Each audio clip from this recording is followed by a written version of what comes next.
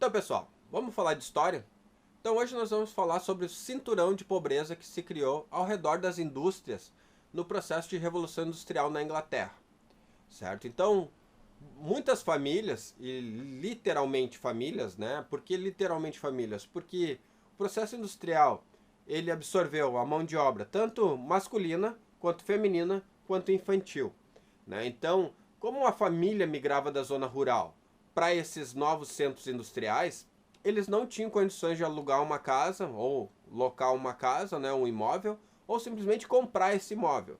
Então eles simplesmente construíam casebres de forma extremamente precária e artesanal, né, ao redor dessas fábricas, de modo a diminuir a distância de sua casa, né, de sua terra natal, normalmente na zona rural, até esses centros industriais, né, fazendo com que gerassem e se originassem esses centros, esses aglomerados de pessoas sem saneamento básico, com 3, 4, 5, 6 famílias, às vezes, dentro de uma casa, né? Então lá dentro tinha desde criança, mulheres e homens, e várias crianças, várias mulheres e vários homens, né? Porque eram uma família, ou duas, ou três, ou cinco, ou 10 famílias, né?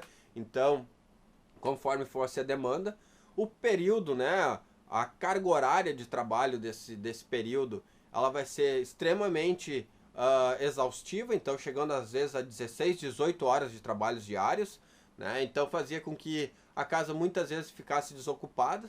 O uso do turno também passou a ser empregado, afinal de contas o turno ajuda muito na questão da produção, bem como também na questão de levantes ou motins operários que podia vir a se organizar dentro dessa conjuntura, né? E a gente tem uma questão muito interessante, porque as mulheres ganhavam um salário inferior aos homens e as crianças ganhavam um salário inferior aos das mulheres, né? E não tinha nenhum sistema de assistência, né? Então, uma vez que tu fosse para a rua ou que tu fosse mutilado dentro de uma empresa, dentro de num processo de manutenção, paciência, ia continuar mutilado, ia continuar desempregado, sem salário de desemprego, sem assistência nenhuma, certo? Então, basicamente os operários, os proletários ou os trabalhadores desse período, eles vão ser extremamente flexíveis, né? Voláteis, ou seja,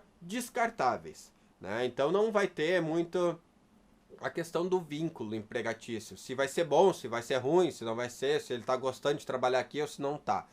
Quer trabalhar, trabalha, não quer trabalhar, tem mais gente para botar no teu lugar, certo?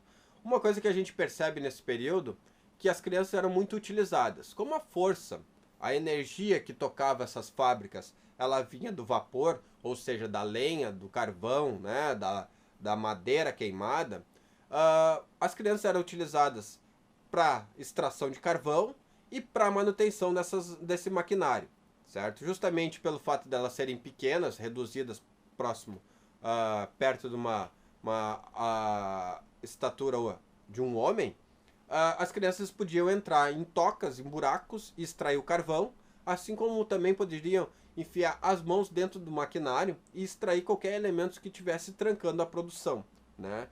Fazendo a manutenção nesse maquinário, né? Então, não tinha muito essa seleção, trabalho infantil, trabalho escravo, não sei o quê. Não, naquela época não tinha nada disso, né? Tu era criança, tu poderia trabalhar tanto na linha de frente de extração de carvão, quanto na linha de frente de produção mesmo, maquinária industrial e tal, né? Como as mulheres, como os homens, tá?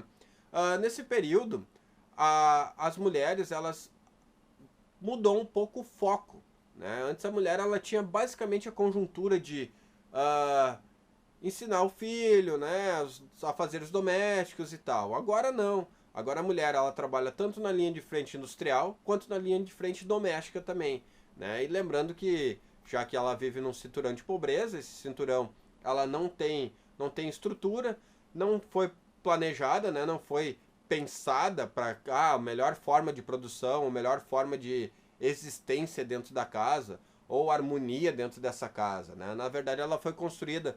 Normalmente ela tinha um cômodo só, onde esse cômodo ela ia pegar e absorver toda a família ali dentro, né? Então, não existia banheiro privativo nesse período, né? Questões de higiene, tipo uma cozinha adequada, né? Não se tinha essa preocupação. todo mundo vivia aglomerado dentro desse cinturão, nessas condições péssimas, sem saneamento e sem assistência, né? Então, basicamente, esse cinturão ele vai se originar sem um planejamento e sem um pensar social, né? Então, é nesse pensar social que mais impacta, tá? Então, a gente tem um impacto muito grande nessa questão social, porque pessoas viviam ali aglomeradas mesmo, empilhadas mesmo, tá? Basicamente para quê? Pelo fato da implementação do relógio ponto dessas fábricas, de tu ter que cumprir uma carga horária, um horário de entrada, um horário de saída, tu não pode te atrasar.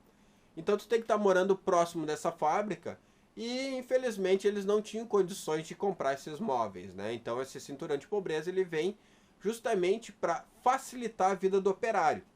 Se bem que ele não sei se vai facilitar ou se vai piorar essa vida desse operário, né? Então nessa questão, muitos economistas, muitos pensadores, sociólogos dessa época se questionavam sobre o real desenvolvimento da indústria, né? Se houve realmente um desenvolvimento em termos sociais ou se houve realmente um desenvolvimento só em termos econômicos, porque afinal de contas a economia prosperava muito bem, mas o social, a parte humana, ficou basicamente marginalizada, certo? Então basicamente é isso, um resumo bem básico do que seria o cinturão de pobreza, né? Então são realmente esses alojamentos que a gente vai ter ao redor da fábrica, facilitando a vida do operário, né? A vida industrial, né? Porque a vida humana mesmo não facilitou.